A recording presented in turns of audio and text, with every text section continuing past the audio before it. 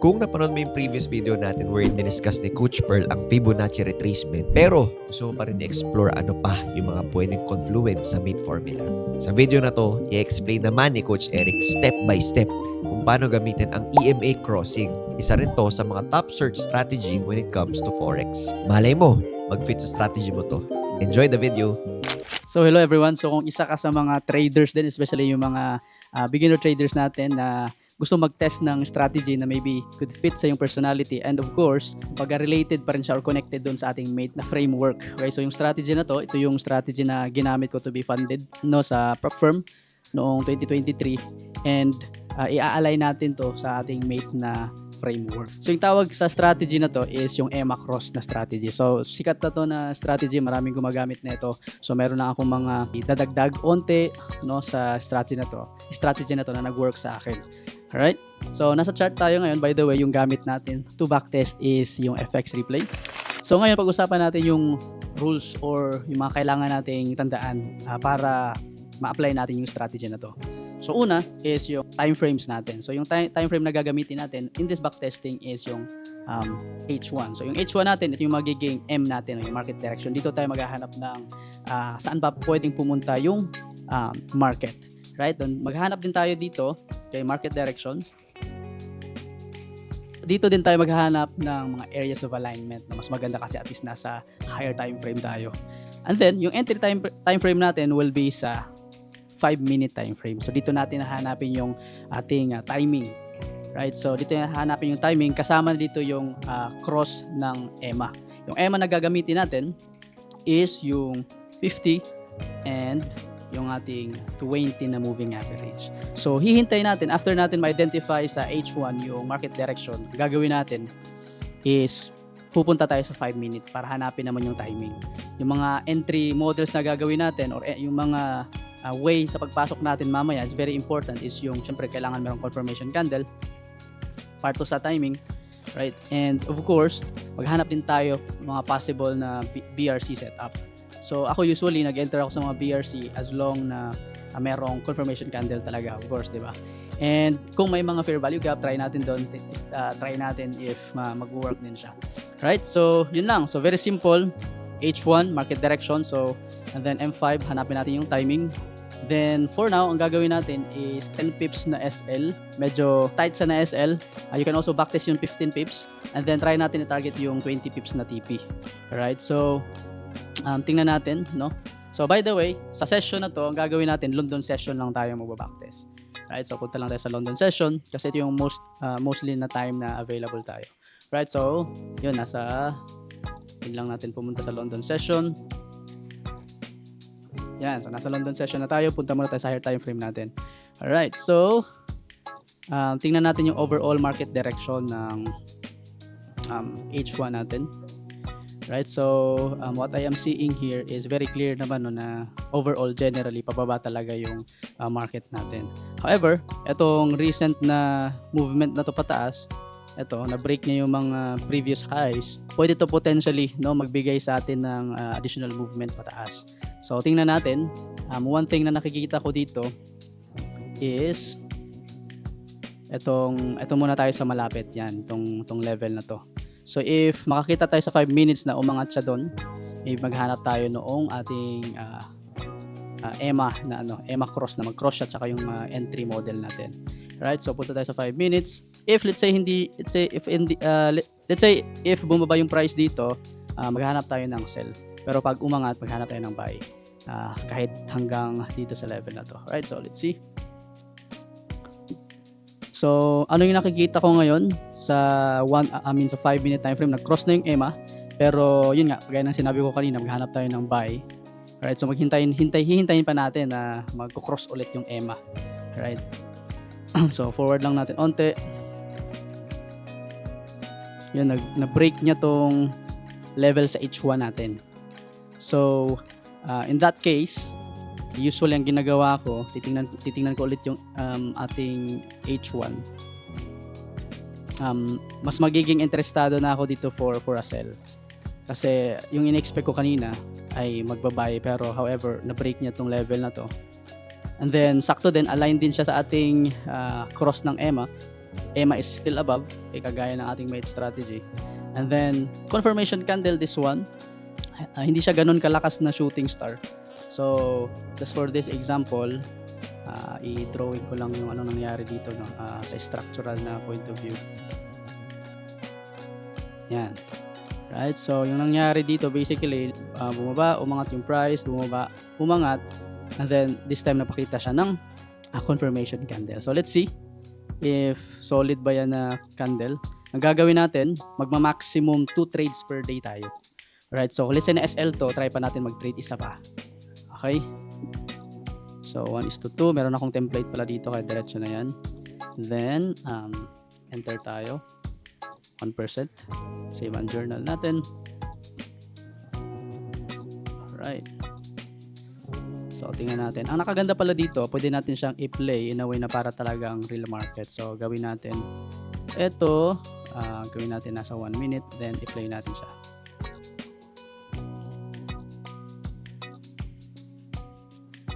So, yun. Umangat pa siya onte. Pero, yun, ngayon, nasa baba na siya. So, let's see. Bumalik ulit. Yan. Okay, so, tuloy na siya. If nakita nyo, EMA is still above after the cross. And then, nirespect niya yung ano natin, yung nasa H1 natin na area of alignment. Yung hinihintay natin kanina is ano sana, a buy opportunity. Maghintay tayo ng cross, pero this time, na-break niya na yung level na yun. So, naghanap tayo ng sell. Right, so, yun. Buka tayo ng TP. TP tayo doon. So, record ko lang. Right, so, ang gagawin natin, one trade. Hindi natin mag-trade for that day. So, move on tayo the next session naman. Alright, so, again, kagaya ng ginawa natin nung nakaraan, punta tayo sa H1 muna. Right, try nating intindihin. Yun know, so bumaba pa pala yung ano, market dito. By the way, yung tinetrade ko dito is USD CHF, yan kita naman sa ano. Alright, so this time delete ko lang yung ano yung levels natin. Nagpatuloy yung movement ng market pababa. See? So lower lows and then lower highs. Yan. So kaso right now medyo humihina yung ano niya, yung momentum, hindi kagaya dito na sobrang laki. So, tingnan natin if kaya niya pa bang bumaba. So, one thing na I would maybe choose as a area of alignment ay itong level na to. Yan. Hindi siya ganun ka-major na level. However, if titingnan ninyo, kasi mga konti lang yung movement niya, na ganyan. So, galing siya dito, umangat. Galing siya dito, bumaba. And then, ngayon, mas malapit din tayo sa level na yon. So, if ever umangat yung price dito, hanap tayo ng sell. And if, let's say, malagpasan niya pa and then pupunta siya sa level na to, hanap ulit tayo ng sell. So, magiging interested lang ako sa buy if nasa taas na tayo dito sa level na to. Right? So, let's see. So, alam natin yung direction. Hanap na tayo ng entry. Right? So, nag-cross na yung EMA sa Asian session. Right? Nag-cross na siya, let's say, kaninang umaga. So, yung kulang na lang natin dito is confirmation candle and then medyo nag-range pa siya sa 5 minutes. So, hanap lang tayo ng medyo magandang confirmation pa. So, umangat. Right?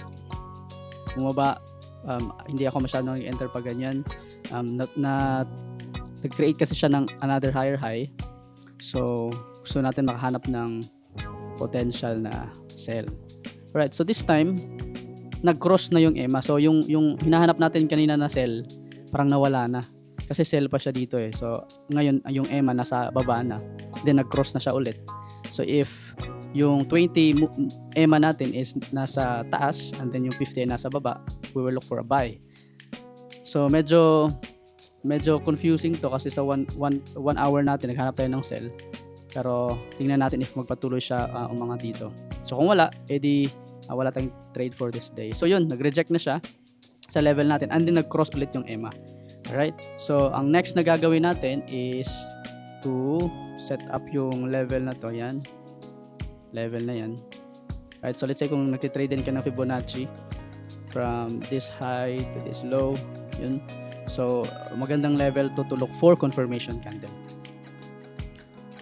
Yan, alright, sige. So, meron tayong nakitang shooting star dito after the cross. So, very fresh pa yung cross. And then, confirmation candle pa. Plus, nasa H1 pa tayo na resistance. Alright, so, kumbaga, double ano yun. Triple pala yun. Triple ano. Confirmation. Right? So, 10 pips na SL. And then 20 pips na TP. Try natin mag-sell. So by the way, napansin nyo kanina, ginamit ko din yung fib. Pero meron tayong previous video dito na tinuro ni Coach Pearl. So you can just watch the video para mas makita nyo yung full explanation of Fibonacci. Siya kasi yung queen of Fibonacci sa TMT. Alright, so yan. Nag-reject, paangat. Yun, bumaba siya ulit.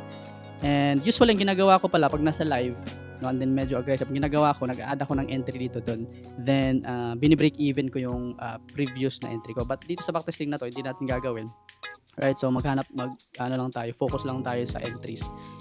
Right?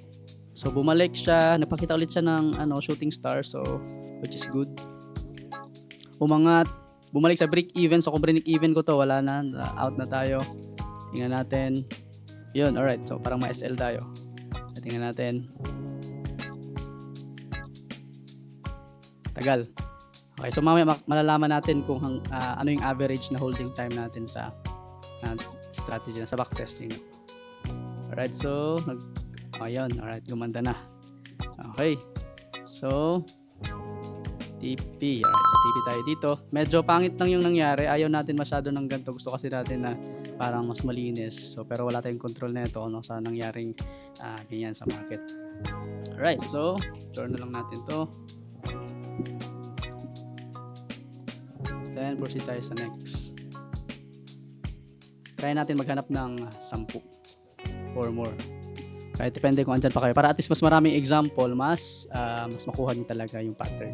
Right, so H1 ulit tayo. Usually pala H4 din yung ginagamit ko. So you can backtest H1 or H4 na higher time frame. So in this case, nagpatuloy yung ating bearish na momentum. Kanina naghanap tayo ng buy pero mali tayo doon sa direction ng higher time frame. So ngayon maghanap tayo patuloy ng bearish or let's say maghanap tayo ng sell na mga entries. So alam na natin, in this case, may potential na chance yung market is magpatuloy pababa. Right? So what I can see here is itong level of support na to, kaka-break niya lang. Yan very clear. Diba? Support yan. Ito, naging support siya dito. Pero yung na-break. So, ito-draw ko din to, although malayo-layo pa, yan, yung high na yan. Kasi yung mangyayari, if yung price is above sa level na to, maghanap tayo ng buy. Right? Pag nasa taas na siya. So, yan yung gagawin natin. Pero pag nagpatuloy siya nasa baba pa rin, hanap tayo ng sell. Right? Bakit ka maghanap ng buy, coach, sa ganyan? Kasi pwede tayong mag-counter trend doon kasi itong reaction na to pababa, baka pwede mangyari pataas, baka pwede din mangyari dito ulit. So hanap tayo na, knowing that, punta tayo sa 5-minute time frame natin, nasa London session ulit tayo. Then ayun nakikita ko. Dito, confirm na agad yung EMA cross, naka-cross na yung EMA. Nakakita tayo ng mga lower highs and lower lows. So basically, yung hinintay na lang natin dito is confirmation candle. Meron confirmation candle ngayon, napakita kaagad. Sobra, right? Like kakapasok lang natin, meron na kaagad.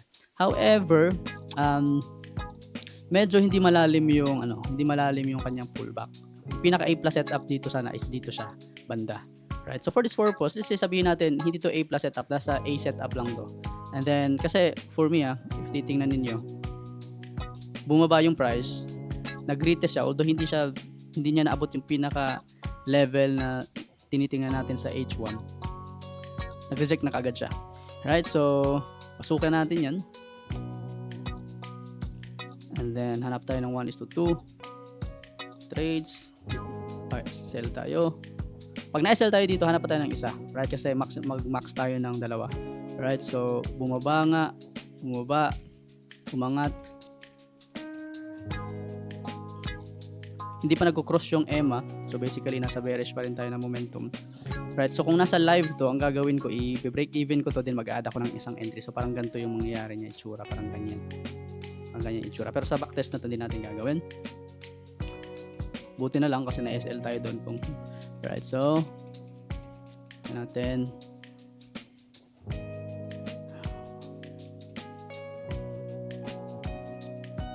yan, bigyan natin. Umangat pa talaga. Okay, konti na lang sana. Yun, so nakita ninyo dito, nag-cross na ulit yung EMA. However, naka-entry na tayo, set and forget tayo din, right, sa strategy na to. So wala tayong magagawa dyan. Alright, so walang trade management. So tingnan natin. Yun, alright, so na-SL tayo for this trade. Okay, so nagpumasok yung New York session, nakikita yung sobrang lakas ng na volume, no? Pumasok ng volume. So, SL tayo doon. So, record lang natin yan. Yun siguro yung reason bakit kanina mas gusto kong andito. Sana yung price. At least mas malapit siya sa EMA natin. Right? Saka sa H1 na resistance. Right? So, next day na tayo kasi New York session na to.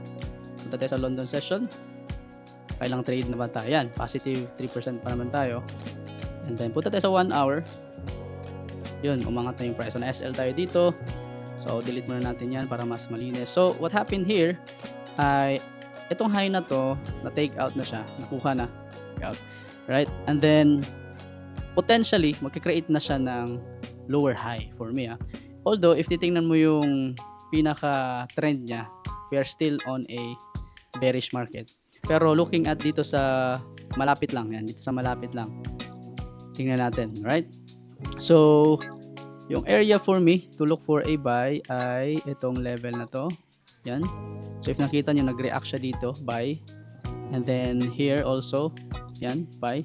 So, as long na hindi tayo bababa sa level na to, maghanap tayo ng buy. Right? So, yung possible target natin is dito for a sell. So, basically, buy lang tayo as long na hindi tayo bababa dito. Ganun lang, direction natin. Right? So, alam na natin sa higher time frame, entry na lang yung kulang.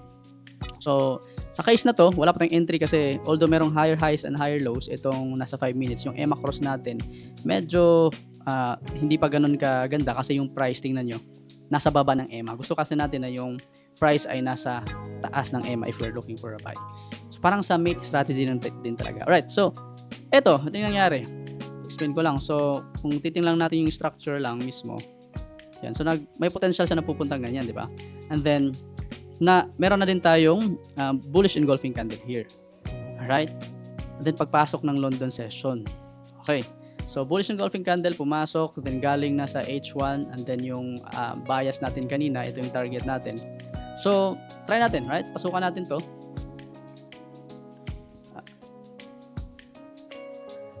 By the way, every time nag-entry ka dito, after ng close ng candle. So, patapusin mo muna yung candle ma-close. Right? Part yun sa timing, di ba? If naalala ninyo sa ating mate strategy. Right? So, yung ayaw ko lang dito ay nasa tuktok na siya masyado ng resistance natin. So, skip na lang muna siguro natin to. Hindi lang ako mag-trade dyan. So, kasi hindi abot eh. Siguro pag bumaba siya onte, tapos confirmation candle yan, hindi siya sobrang strong na hammer. Yan, bumaba pero medyo angat na. So, medyo pangit for me. Although, umangat talaga siya, sana. Right? Pero di natin napasukan. Okay lang. At yung ayaw ko kasi doon, yung dito ako nag-entry kanina ay medyo sagad na siya masyado sa resistance. So, yun, na-miss natin yun na trade. So, sayang din. But, ganun talaga sa trading. May mga nami-miss ka din, no? So, punta tayo the next day. H1 ulit tayo. So, meron tayong isang araw na na-miss. You know, grabe, umangat talaga yung price. Right? So, kung nag-entry tayo dito, yan. Ayos lang yan. So, ganun lang. Routine natin. H1. Ayusin muna natin sa H1. Tingnan natin saan siya potential na pumunta. Pag nasagot nyo na yung tanong na saan siya pwedeng pumunta sa higher time frame, yung next na lang na hahanapin nyo na sagot is kailan ka papasok. Yung timing na lang. Right? So, sagutin muna natin yun. So, in this case, very clear na we are starting to go up na, no? After niya sa downtrend na to na movement. Right? So, hindi lang ganun ka, let's say, healthy yung mga pullbacks niya, let's say. Kasi parang sobrang stiff, no?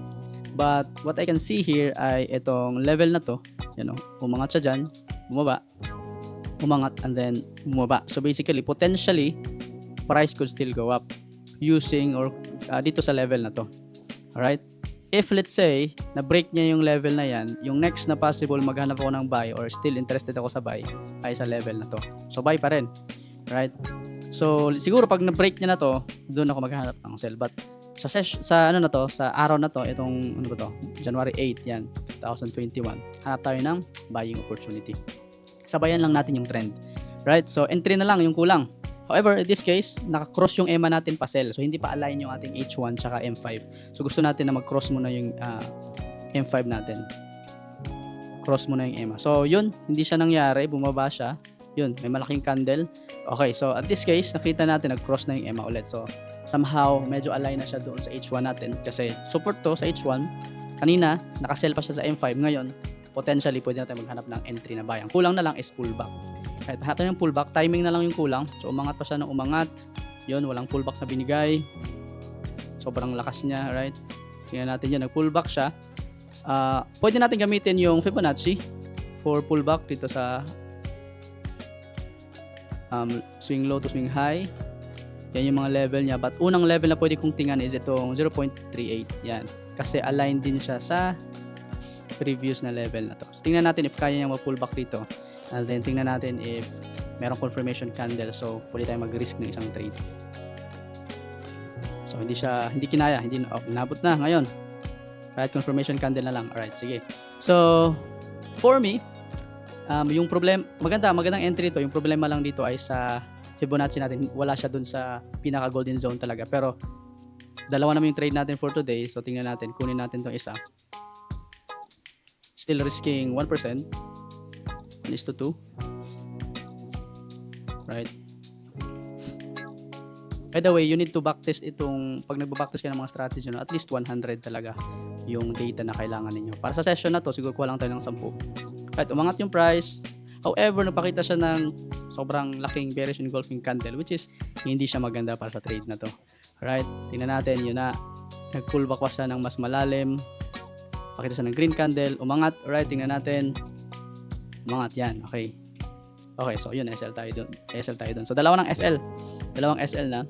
So yun, parang ganun lang siya mag-work no everyone. So again, recap lang onte, hanapin muna natin yung market direction sa H1 and then pag nakaroon natin ng idea saan siya pwedeng pumunta, no? Pwedeng H1, pwedeng H4, you can backtest it. And then doon na tayo pupunta sa entry time frame natin which is yung 5-minute time frame. So ganun lang siya mag-work. Try nyo siya sa inyong sariling strategy. Let's say if pwede siyang mag-work sa'yo, try nyo siya backtest maybe sa Asian session, sa New York session, and see, balitaan nyo kami if nag-work din tong strategy nito sa inyo. So naka-apat tayo na trade sa example na to. However, since naka 1:2 tayo, we are still kumbaga up ng 2%. Alright, so yun lang. See you next time. Let's G!